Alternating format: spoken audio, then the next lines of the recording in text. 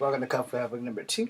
This is part 3 and my final cut of what college courses should prepare you for if you're actually going to get into acting. Now, as I said in my last video, that I'm probably going to jump in one of these suits really quickly. So, we're going to do that. Alright? Because who doesn't want to be a superhero? Or a supervillain playing a superhero? I.e. Deadpool. Okay, technically he's an anti-hero, so he's not really a bad guy, but he's not all that great. Alright? No offense, Ryan Reynolds. He was probably not really a bad guy, but probably really is that great. And I also know what happens when you hit 40. Alright, so, as I was saying, it doesn't hurt to be informed. It doesn't hurt to know what's expected of you before you get into these acting type things. Alright? Now, one, the more you know, the farther you go. That's not just one of those NBC things. See, I'm breaking the fourth wall too. And the thing is that we as people, we give too much credit to some and not enough to others. Yeah. So, no, it's not the same as passing gas on TV. But you have to understand that the role you play that defines you will be the role that will either come back and bite you in the ass, or will be the role that will make your career forever. And it'll probably be the role that you can't escape. They call that typecasting in the old days. Today we call that working. So, as I get into this outfit, I want to break down a few things. I'm getting into this outfit for a reason which is not involved in this video. But before I finish this video, I wanted to break it down because, I do cosplay. I usually just go to the cons just to have fun and watch them. I never was a participant until my boy C. Monroe decided that I'm going to participate. Okay? So now I participate. In fact, Spider-Man 2099 was as much his idea as the Scarlet Spider. I got lots of compliments in my Scarlet Spider stuff too. So, it's probably only going to get better from here. Now, if you're going to play a superhero, play the best gosh darn superhero you can play. Maybe I'll put this mask on first. Maybe not. I'm going to stop right here so I can continue on with the video. Colleges. I'm issuing you this challenge because I didn't want to stop going to school for acting. But after I joined the Army and after my hip got messed up, it kind of put my martial arts on hold for a hot minute. But I think that, in all honesty, the college curriculum for everything should be on-the-job training. Honestly, colleges should have their own soap opera channel. And you don't pay the college actors with money. You pay them with grades. So if you first get into acting class, we must audition for a role. And for that entire semester, you audition over and over and over again.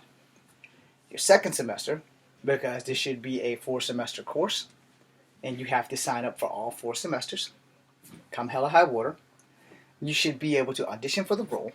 And then the 3rd and 4th semester, the last 2, you should actually get the role and play the role. And in the 4th semester, they should be able to air the soap opera on the college TV. Now, I know this is a pipe dream. I know it's never going to happen, and it would definitely have helped me way back when I was doing this thing to get into acting, instead of having to sit in a class that I'm never going to use, like a history class, or like a math class, or an English class. Well, here's the thing. I already know math. I already know history. I know math because 5/20 is $100, and that's the only math you're ever going to need is how to count your money. Unless you're playing a historical character, there's not much history you're going to do. Unless you're playing a mythical character, there's not much history you're going to do. However, if we have to learn anything like history, then we should be able to learn other than Greek history and American history. We should be able to understand Native American history. We should be able to be taught folklore from everything, because most things that we make movies come from either come from history or folklore, which is very important. And then there's superheroes. So you should be able to have comic character or superhero stuff that you should also be able to do. Granted, you're going to have to fight Disney, DC, Image, Archie's, and a lot of other things if you want to do their actual stuff, versus some of the independent guys who might let you do it, and then if it's good enough for TV, y'all can work on some negotiations on how actors should be paid to play. That is kind of where I want to end this, because if you don't teach me how to actually act, if you don't teach me how to actually get the job, if you don't teach me how to actually know my cues of, look, it's Spider-Man, or, oh my God, please save me, or, please don't forget the tampons at Market, or my personal favorite, do you want fries with that? You know, that's acting, because most people who work in restaurants really want to be actors, and they're playing a role that they have been assigned. Do you want fries with that? And yes, I've worked at restaurants, and I've been fired. Anyway, to end this, I just want you to think about what I said in the first two videos about the things that we need to know as actors, so it will be easier for us to handle it when we keep hearing, no, no, no, no, not tall enough, not tall enough, not tall enough, too short, too fat, too plump, too ugly, you can't act your way out of a wet paper bag. But how will I know that if you don't give me the chance? If we don't have competition to go with that, So how is that going to work? It isn't, because I'm not being trained that. So how am I going to hone my craft if there's not like a school for the arts of children all the way up to college?